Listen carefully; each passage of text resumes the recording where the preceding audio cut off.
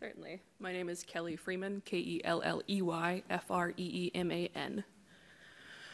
First, I would like to thank Co-chairs Cupp and Sykes and the members of the Ohio Redistricting Commission for the opportunity to testify in support of Ohio's redistricting process and in the hopes that these community hearings result in the fair maps that Ohio voters need and deserve. My name is Kelley Freeman. I'm the state field manager of NARAL Pro-Choice Ohio. I'm also a small business owner and a parent.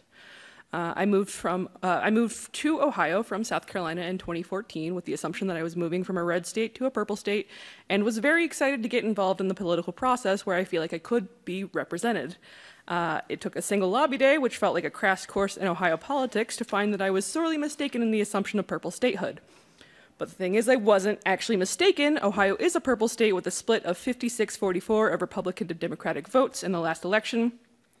While the electorate in Ohio is a fairly balanced blend, the map absolutely does not reflect that.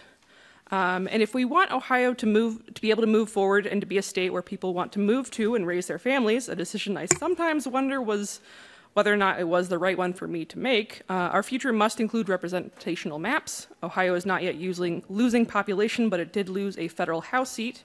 We aren't growing as fast as other states, and I think it could be because of gerrymandered maps and abortion bans, but that's another conversation. But also, is it really? Gerrymandering has a tendency to drive elections to the extremes. When the real competition is during the primary, we don't see the balance that the communities would like. Instead, we get the folks who can shout the loudest and be the most divisive because districts are drawn like that. All Republicans are grouped together, even if they're not from similar communities, and Democrats accept it because they get safe seats out of it as well. I would wager that at least a third of the Republicans in the state house aren't specifically anti-abortion, but vote that way because they aren't given any other options in gerrymandered districts. Rather than addressing the needs of constituents, anti-choice legislators have been implementing their own agenda. When primaries are the only competitive part of an election, it dilutes the power of more centrist voters who may skip the primary entirely in favor of general elections, and they in turn find that the only options are candidates who were chosen by the most extreme elements of each political party. Gerrymandered maps are erasing where there once was common ground between political parties. I don't think most of the legislators actually hold anti-abortion beliefs or convictions, but they do have fundraising goals, and it's an easy target. Gerrymandered maps make it all the easier to use being anti-abortion as an extreme view to prove they're more conservative than other Republicans in the race.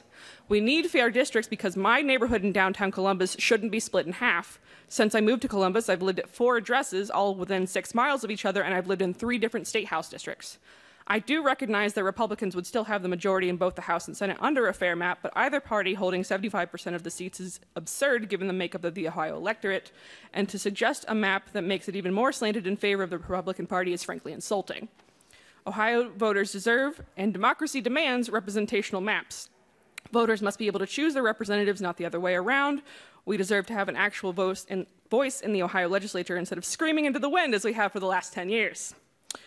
Regardless of this commission's personal beliefs on policy-based issues in the state, I hope you'll take into consideration that fair maps, districts drawn with community input, will represent Ohioans more equally and will be a benefit for all going forward. Thank you. Thank you. Are there any questions? Thank you very much.